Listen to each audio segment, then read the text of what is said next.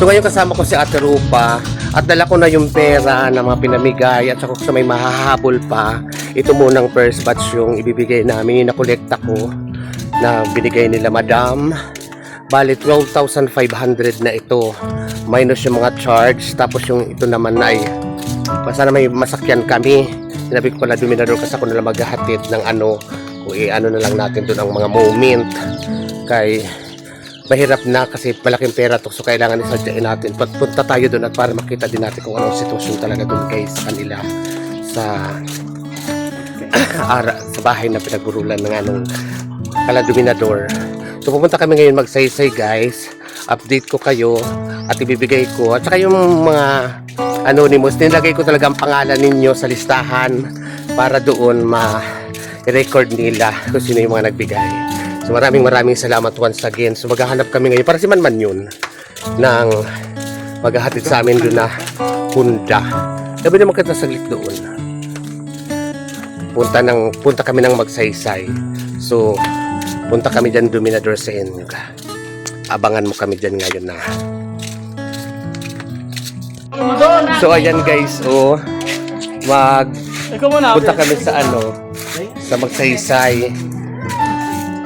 Kaya ang pambayad nga ni ang kuan ay si tinta 20 lang nga sa kung anukad. ayan, punta na kami ng magsaysay ngayon guys. So ngayon guys ay binabaybay na namin ang papunta sa magsaysay. Nag-decide talaga ako na lang maghatid ng pera dahil medyo malaking amount na ang hawak-hawak kong pera. So to be exact is 12,500k ang aking hawak-hawak na pera doon sa mga anonymous at saka doon sa mga nagbigay na tulong. Kaya sabi ko na personal ko nang iaabot doon sa pamilya nila Dominador ng pamangkin ko para sure na matanggap nila ang pera na hawak ko dahil hindi basta-basta napakalaki na. So kahit dyan ay nahirapan ako dahil talagang hindi naman kasi ako sanay sakay sa motor kay medyo basa pa ang kalsada, kaya sabi ko bahala na at kapit na lang, maihatid ko lang ito na pera na parang pinagkatiwala nila sa akin para makarating doon sa pamilya nila Dominador. So kasama ko dyan si Ate Rupa at ang nag-drive sa amin dyan si Manman. Ako shoutout Manman, napakagaling yan mag-drive ni Manman. Kaya sabi ko dahan-dahan lang, makarating lang tayo ng safe doon ay tama lang, huwag tayo magmamadali. So nakarating kami dyan sa magsaysay. Talagang nahirapan ako halos kasi ang laki-laki ni Ate Rupa. So talaga kasi mahirap ang daan dyan, kaya talagang nagpapasalamat ako at safe kami nakapunta at safe din kami nakauwi. So ito guys yung mga ganap naman nung andito na kami sa magsaysay. So umaga kami nagpunta dyan ni Ate Rupa dahil hindi pa ako pwede maglamay nga kasi nga walang bantay si Mother. So sabi ko, Ate Rupa, pag sinamahan mo ako, kailangan maga tayo at para makauwi din tayo kaagad kasi alam naman yun mo naman ang sitwasyon at alam naman natin ang sitwasyon na pag umalis ako sa bahay nag-iisa lang si Mother. So sabi ko, ihatid natin ito after nyan, kunting chika, kunting paliwanag at uwi na tayo kasi nga mag-isa lang si Mother. Pwede naman tayo pabalik na lang sa kanya. At mga after 2 hours. 2 hours? Oo. 2 hours? Oo. Hindi nga. Oo nga. 2 hours ha? Oo. Dahil Bago kayo, dali ka na. Kaya dahil sa paliwanag, sila-sikarin pa. Tama, ito mahapit ka.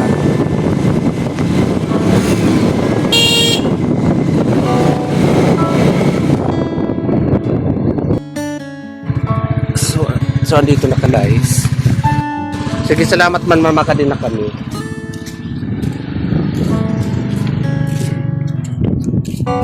So ayan guys, maraming salamat sa nagbigay ng tulong. So andito na kami ngayon sa bahay. So ito na, sa bahay nila Dominador.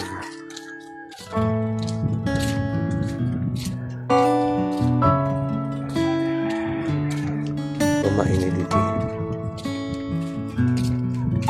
Dito ba yung ano? Dito? Hi si kuya mo. Ay, si kuya mo, si tatay mo. Ha? Ay mo na, ingkod mo na kami. So, dito kami na, guys.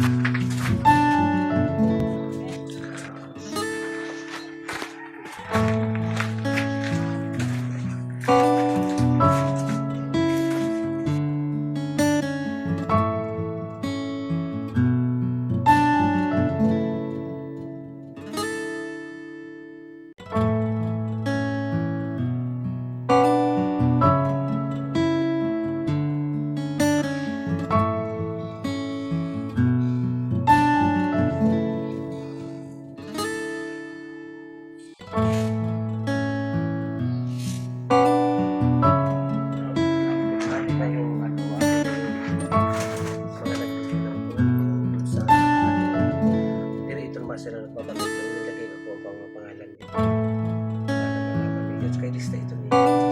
So, ang ano, 12,500. So, 12,100 yung mga charges pa ba yan. Kasi, ang 200 pa ba yun sa camera, magkita pang so, hawakan mo na ito para makabuti sa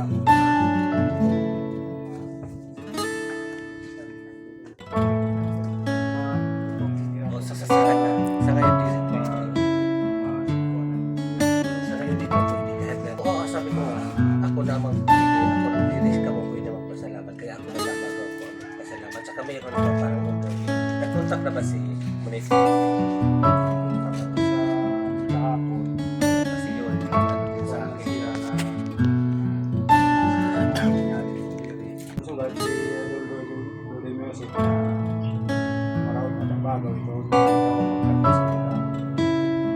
kaya nag-message na lang ako sa iyo. Oo na, bago mo ipaabot. Sabi ko, Nagsabi siya kaya nag-hatak siya. tsaka kachat ko din si Giselle kagabi. Guys, maupay na kulop sa inyong atanan. So ako mismo din ay nagsadya talaga dito para iabot na kasi medyo malaki na po yung pera na nahawak ko.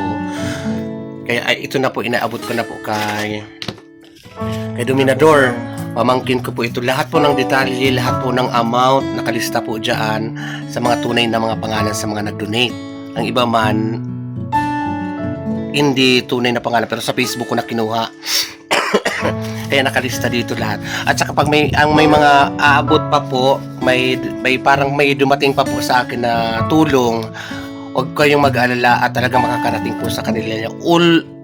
Ultimo centavos, wala pong wala. Lahat po yun mapupunta sa kanila dahil ganun naman tayo mga kamag-anak. At saka maraming salamat dun sa mga kamag-anak ko talaga na surprise ako na ito na sa panahon ng kagipitan talaga, guys. Nakikita niyo talaga yung bayanihan, nakikita niyo talaga yung pagtulong talaga sa panahon ng ganitong kagipitan, kahirapan. Kasi ang hirap nang nawawalan ng mahal sa buhay, guys. Alam niyo yan. Maraming salamat sa inyo. At sa tutulong pa lang, nagpapasalamat na ako sa inyong lahat. Siya po yung pamangkin ko, si Dominador. So guys, ipapakita ko din sa inyo yung pinsan ko, si Monoy Burot. So ito na. So para makita nyo, so andito na yung namayapa. So ini si Monoy Burot. Nanonood sila Diday, sila Nining doon sa Manila. At saka sa lahat ng mga nagbigay, ito po yung pinsan ko, si Monoy Burot. Ito yung kapatid naman. So Giselle, andito ako. So baka i-upload ko din ito para makita nyo na nakarating na yung pera dito. So Giselle, andito na ako sa inyo. Parang kilala ko yung mukha niya. Si Jessica. So ito, pakita ko sa inyo, guys.